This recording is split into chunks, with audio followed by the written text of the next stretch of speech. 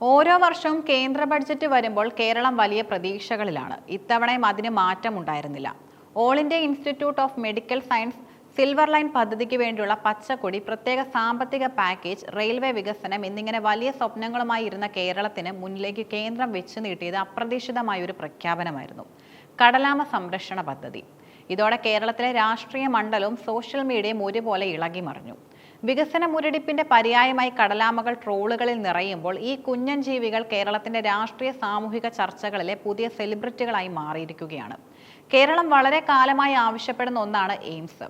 കോഴിക്കോട് കിനാലൂരിൽ ഇതിനായി ഭൂമി വരെ ഏറ്റെടുത്ത് കാത്തിരിക്കുകയാണ് സംസ്ഥാന സർക്കാർ. എന്നാൽ ബഡ്ജറ്റിൽ എയിംസിനെ കുറിച്ചൊരു വാക്ക് പോലും ഉണ്ടാകാതിരുന്നത് വലിയ പ്രതിഷേധത്തിനിടയാക്കി.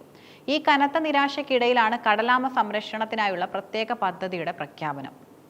കേരളത്തിന്റെ ആവശ്യങ്ങളോട് കേന്ദ്രം മുഖം തിരിക്കുന്നുവെന്ന രാഷ്ട്രീയ ആരോപണത്തിന് പുതിയൊരു ആയുധമായി കടലാമ മാറി. സംസ്ഥാനം ചോദിച്ചത് അപ്പമാണെങ്കിൽ കേന്ദ്രം നൽകിയത് കല്ലാണെന്ന രീതിയിലുള്ള വിമർശനങ്ങൾ രാഷ്ട്രീയ നേതാക്കൾ ഉന്നയിച്ചു തുടങ്ങി. കേരളം ആവശ്യപ്പെടാത്ത ഒരു പദ്ധതി അടിച്ചേൽപ്പിച്ചു എന്ന വികാരമാണ് പൊതുവെ സോഷ്യൽ മീഡിയയിൽ ഉയർന്നു വന്നത്. കേന്ദ്ര ബഡ്ജറ്റിനെ പരിഹസിച്ചുകൊണ്ട് കേരളത്തിലെ സോഷ്യൽ മീഡിയ പ്രൊഫൈലുകളിൽ കടലാമകൾ നിറഞ്ഞു നിൽക്കുകയാണ്.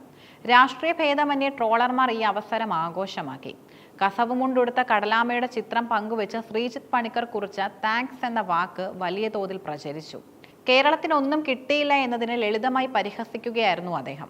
വളരെ ശക്തമായ ഭാഷയിലാണ് ബിനീഷ് കോടിയേരി പ്രതികരിച്ചത്. കടലാമ ഉജ്വൽ പരിവാർ യോജന എന്ന് പരിഹസിച്ച അദ്ദേഹം കേരളം നൽകുന്ന നികുതി വിഹിതത്തിന്റെ കണക്കുകൾ നിരത്തി കേന്ദ്രത്തിന്റെ നീതിയെ ചോദ്യം ചെയ്തു.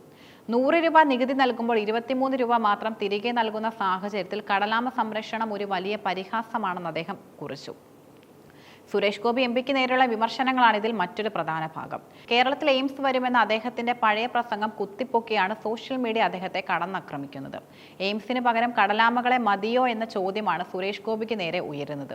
ട്രോളുകൾക്കും രാഷ്ട്രീയ പോരുകൾക്കും അപ്പുറം ഈ പ്രഖ്യാപനത്തിൽ സന്തോഷിക്കുന്ന ഒരു വിഭാഗം കേരളത്തിലുണ്ട്. അത് വർഷങ്ങളായി കടലാമ സംരക്ഷണത്തിനായി ജീവിതം ഒഴിഞ്ഞുവെച്ച സന്നദ്ധ പ്രവർത്തകരാണ്. വടക്കൻ കേരളത്തിലെ തീരപ്രദേശങ്ങളിലും തൃശ്ശൂരിലെ ചില ഭാഗങ്ങളിലും മാത്രം ഒതുങ്ങി നിൽക്കുന്ന കടലാമ സംരക്ഷണ പ്രവർത്തനങ്ങൾക്ക് പുതിയ കേന്ദ്ര പദ്ധതി വലിയൊരു കൈത്താങ്ങായേക്കാം. നിലവിൽ വനം വകുപ്പിന്റെ ഏകോപനത്തിൽ സന്നദ്ധ സംഘടനകളാണ് ഈ മേഖലയിൽ പ്രവർത്തിക്കുന്നത്. എന്നാൽ ഇതിൽ നിന്നും യാതൊരു സാമ്പത്തിക ലാഭവും ഇല്ലാത്തതിനാൽ പലരും ഈ രംഗം വിട്ടുപോകുന്ന അവസ്ഥയുണ്ടായിരുന്നു. പുതിയ ബഡ്ജറ്റ് പ്രഖ്യാപനം വഴി കടലാമ സംരക്ഷണ കേന്ദ്രങ്ങൾ സ്ഥാപിക്കപ്പെടുമെന്നും അവയുടെ ആവാസ വ്യവസ്ഥ സംരക്ഷിക്കാൻ കൂടുതൽ ഫണ്ട് ലഭിക്കുമെന്നും ഇവർ പ്രതീക്ഷിക്കുന്നു.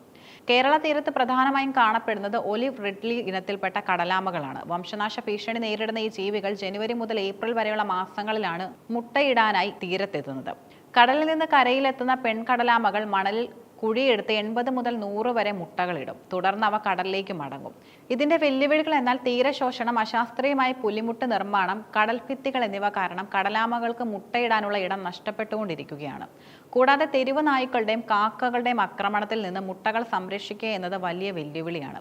കടലാമ മുട്ടകൾ വിരിയുന്നത് വരെ 45 മുതൽ 50 ദിവസം വരെ സന്നദ്ധ പ്രവർത്തകർ ഇവയ്ക്ക് കാവലിരിക്കുന്നു. വിരിഞ്ഞിറങ്ങുന്ന കുഞ്ഞുങ്ങളെ സുരക്ഷിതമായി കടലിലേക്ക് വിടുന്നത് വരെ നീളുന്ന വലിയൊരു പ്രക്രിയയാണിത്. കടലാമ സംരക്ഷണം പരിസ്ഥിതിക്ക് അത്യന്താപേക്ഷിതമാണെങ്കിലും ഒരു സംസ്ഥാനത്തിന്റെ വികസന ആവശ്യങ്ങൾക്ക് പകരമായി ഇത്തരം പദ്ധതികൾ പ്രഖ്യാപിക്കപ്പെടുന്നത് ജനങ്ങൾക്ക് അമർഷമുണ്ടാക്കുന്നു. വിഴിഞ്ഞം തുറമുഖം, തീരദേശ ഹൈവേ തുടങ്ങിയ വൻകിട പദ്ധതികൾ നടപ്പിലാക്കുമ്പോൾ കടലാമകളുടെ സംരക്ഷണം എങ്ങനെ ഉറപ്പാകുമെന്നതും ഗൗരവകരമായൊരു ചോദ്യമാണ്. തീരദേശ സംരക്ഷണം എന്ന പേരിൽ ഖനന ലോബികൾക്കും സ്വകാര്യ കമ്പനികൾക്കും വഴി തുറന്നു കൊടുക്കാനുള്ള തന്ത്രമാണോ ഇത്തരം പരിസ്ഥിതി പ്രഖ്യാപനങ്ങളെന്ന് മത്സ്യത്തൊഴിലാളികളും സംഘടനകളും സംശയം പ്രകടിപ്പിക്കുന്നുമുണ്ട്. കേരളത്തിന്റെ കടൽമണ്ണ് ഖനനം ചെയ്യാനുള്ള കേന്ദ്രത്തിന്റെ നീക്കങ്ങളുമായി ഇതിനെ കൂട്ടി വായിക്കുന്നവരും കുറവല്ല. കടലാമ എന്നത് ഇപ്പോൾ വെറും ഒരു ഉരക ജീവിയല്ല, മറിച്ച് കേരളത്തിലെ രാഷ്ട്രീയ പ്രതിരോധത്തിന്റെ ചിഹ്നമാണ്. എയിംസും സാമ്പത്തിക പാക്കേജും പ്രതീക്ഷിച്ചിരുന്ന ഒരു ജനതയ്ക്ക് കടലാമകളെ ലഭിച്ചപ്പോൾ ഉണ്ടായ നിരാശ സോഷ്യൽ മീഡിയ വഴി ചിരിയായി മാറുന്നു. എങ്കിലും വംശനാശം നേരിടുന്ന ഒരു ജീവിയുടെ സംരക്ഷണത്തിനായി കേന്ദ്രം ഒരു പദ്ധതി കൊണ്ടുവന്നു എന്നത് പരിസ്ഥിതിയുടെ കാഴ്ചപ്പാടിൽ സ്വാഗതാർഹമാണ്. എന്നാൽ കേരളത്തിന്റെ അടിസ്ഥാന സൗകര്യ വികസനത്തോടൊപ്പം അർഹമായ വിഹിതത്തോടും കേന്ദ്ര സർക്കാർ പുലർത്തുന്ന വിവേചനം ഇത്തരം പ്രഖ്യാപനങ്ങൾ കൊണ്ട് മറച്ചു പിടിക്കാനാവില്ല. രാഷ്ട്രീയമായി ഈ കടലാമ വിവാദം എത്രകാലം നിലനിൽക്കുമെന്ന് കണ്ടറിയണം. പക്ഷേ ഒന്നുറപ്പാണ്, വരാനിരിക്കുന്ന തിരഞ്ഞെടുപ്പുകളിലും ചർച്ചകളിലും ഈ കുഞ്ഞൻ കടലാമകൾ ഇനിയും നിറഞ്ഞു നിൽക്കും.